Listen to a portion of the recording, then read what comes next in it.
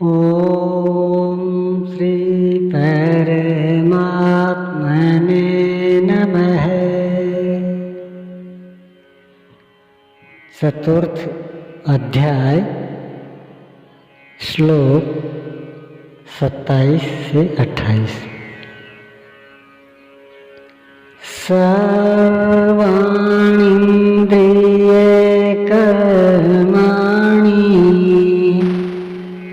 प्राणकर्माणि चापरे आत्मसंयमे योगाग्नौ जुह्वति ज्ञानदीपिते। अभी तक योगेश्वर ने जिस यज्ञ की चर्चा की उसमें क्रमशः दैवी संपत्ति को अर्जित किया जाता है। इंद्रियों की संपूर्ण चेष्टाओं का संयम किया जाता है। बलात् विषयोत्तेजक शब्दादिकों के टकराने पर भी उनका आशय बदलकर उनसे बचा जाता है। इससे उन्नत अवस्था होने पर दूसरे योगीजन संपूर्ण इंद्रियों की चेष्टाओं तथा प्राण के व्यापार को साक्षात्कार सहित ज्ञान से प्रकाशित परमात्म स्थिति रूपी योगाग्नि में हवन करते हैं। जब संयम की पकड़ आत्मा के साथ तद्रूप हो जाती है, प्राण और इंद्रियों का व्यापार भी शांत हो जाता है, उस समय विषयों को उद्दीप्त करने वाली और इष्ट में प्रवृत्ति दिलाने वाली दोनों धाराएं आत्मसात हो जाती हैं। परमात्मा में स्थिति मिल जाती है। यज्ञ का परिणाम निकल आता है। यह है यज्ञ की पराकाष्ठा। जिस परमात्मा को पाना था उसी में स्थिति आ गई तो शेष क्या रहा। पुनः योगेश्वर श्री कृष्ण यज्ञ को भली प्रकार समझाते हैं। द्रव्यज्ञस्तपो यज्ञा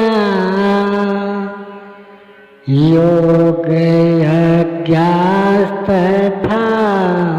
परे स्वाध्याय ज्ञान यज्ञाश्च यतयः संसितव्रतः।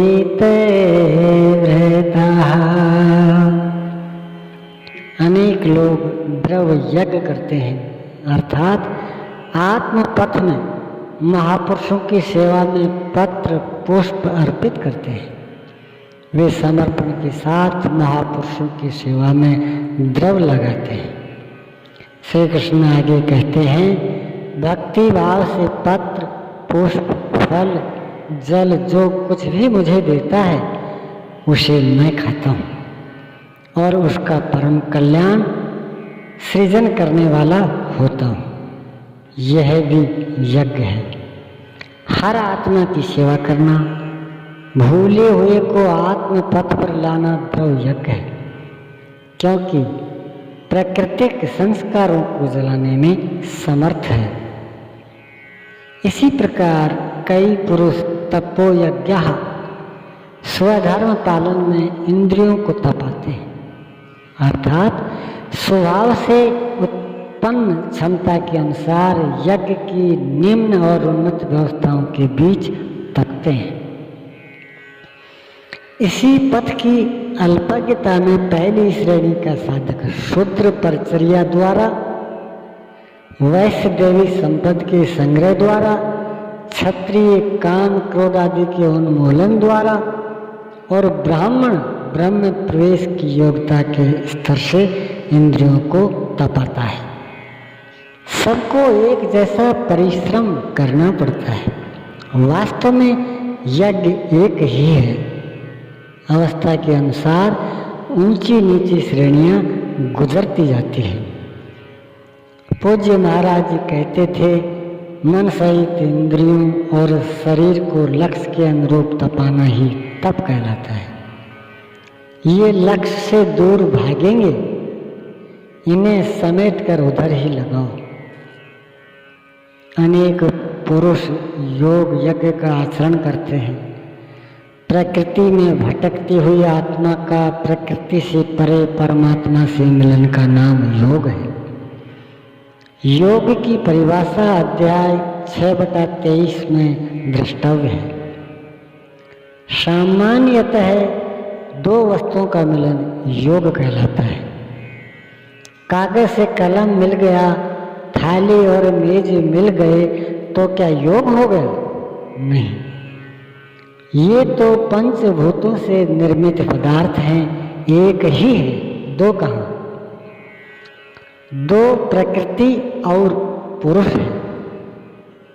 प्रकृति में स्थित आत्मा अपनी ही शाश्वत रूप परमात्मा में प्रवेश पा जाता है, तो प्रकृति पुरुष में विलीन हो जाती है, यही योग है। अतः अनेक पुरुष इस मिलन में सहायक, सम, दम इत्यादि नियमों का भली प्रकार आचरण करते हैं। योग यज्ञ करने वाले तथा अहिंसादि तीक्ष्ण वृत्तों से युक्त यत्नशील पुरुष स्वाध्याय ज्ञान यज्ञाश्च स्वयं का अध्ययन, स्वरूप का अध्ययन करने वाले ज्ञान यज्ञ के करता है। यहाँ योग के अंगों अर्थात यम, नियम, आसन, प्राणायाम, प्रत्याहार, धारणा, ध्यान और समाधि को अहिंसादि तीक्ष्ण वृत्तों से निर्दिष्ट किया गया है। अनेक लोग स्वाध्याय करते हैं। पुस्तक तो पढ़ना तो स्वाध्याय का आरंभिक स्तर मात्र है। विशुद्ध स्वाध्याय है स्वयं का अध्ययन, जिससे स्वरूप की उपलब्धि होती है, जिसका परिणाम है ज्ञान अर्थात साक्षात्कार। यज्ञ का अगला चरण बताते हैं। ओम श्री सद्गुरुदेव भगवान की जय।